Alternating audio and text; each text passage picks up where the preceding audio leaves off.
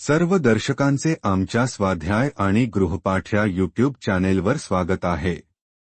इयत्ता 5वी विषय परिसर अभ्यास भाग 2 धडा 7वा निवारा ते गाव वसाहती याचा संपूर्ण स्वाध्याय आणि प्रश्न उत्तरे।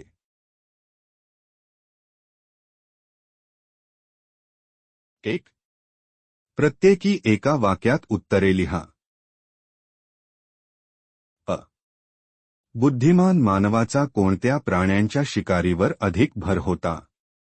उत्तर बुद्धिमान मानवाचा रानडुक्कर, हरिण, डोंगरी शेळी, मेंढी यांसारख्या छोट्या प्राण्यांच्या शिकारीवर अधिक भर होता। आ नवाश्मयुगीन संस्कृतीचे वैशिष्ट्य कोणते? उत्तर शेतीची सुरुवात हे नवाश्मयुगीन संस्कृतीचे वैशिष्ट्य आहे।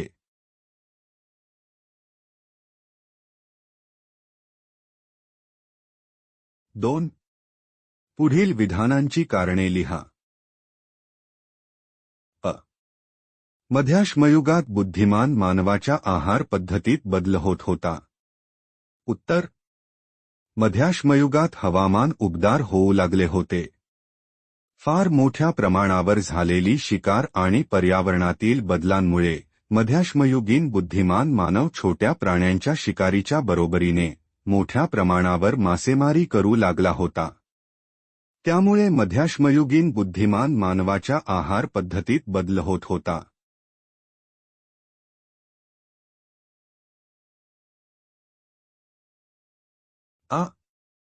मानव एके ठिकाणी दीर्घकाळ मुक्काम करू लागला। उत्तर बदलत्या हवामानानुसार तसेच बदललेल्या आहार पद्धतीमुळे बुद्धिमान मानव वेगवेगळ्या ठिकाणी वस्ती करून राहत होते। कोणत्या हंगामात कोणती फळे, कंदमुळे, शिकार कोणत्या भागात खूप मिळेल असे त्यांचे निरीक्षण होते। अशा कारणांमुळे मानव एके ठिकाणी दीर्घकाळ मुक्काम करू लागला।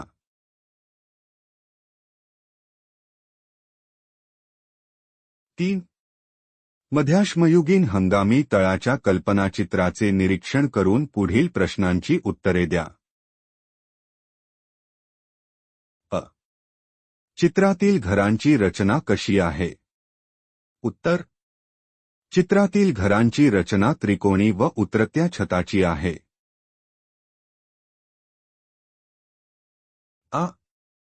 चित्रातील घरांच्या बांधणीसाठी कोणते साहित्य वापरलेले आढळते? उत्तर चित्रातील घरांच्या बांधणीसाठी लाकडी काठ्या व गवत हे साहित्य वापरलेले आढळते।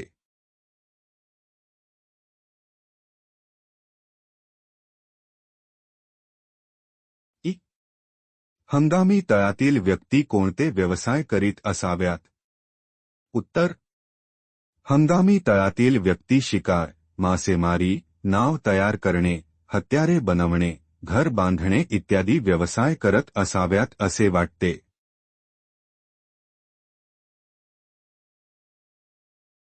4 विविध ऋतूंमध्ये होणाऱ्या हवामान बदलाचा तुमच्या जगण्यावर कसा परिणाम होतो ते लिहा।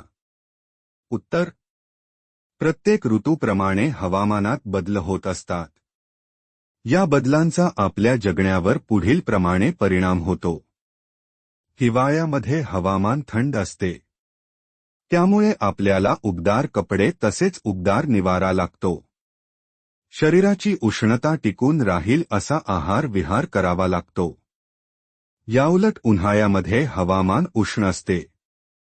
त्यामुळे आपल्याला उष्णतेचा त्रास होणार नाही असा आहार विहार करावा लागतो। तसेच शरीर थंड राहील असे कपडे सुद्धा परिधान करावे लागतात। पावसाळ्यामध्ये शरीर व निवारा कोरडे राहील याची काळजी घ्यावी लागते। दूषित पाण्यामुळे आजार होणार नाहीत याची काळजी घ्यावी लागते।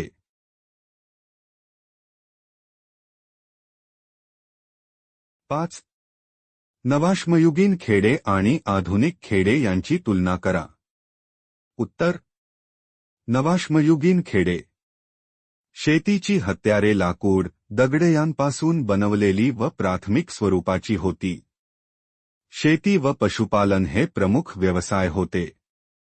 गाव वसाहती स्थापन व्हायला सुरुवात झाली होती. शेती पूर्णपणे निसर्गावर अवलंबून होती. आधुनिक खेडे. शेतीची हत्यारे आधुनिक, यांत्रिक तसेच वेळ व श्रम वाचवणारी आहेत.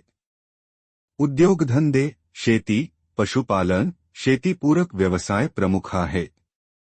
पिढ्यानपिढ्या एकाच खेड्यात स्थिरावले. सिंचन व्यवस्था असल्यामुळे 12 महिने शेती करता येते.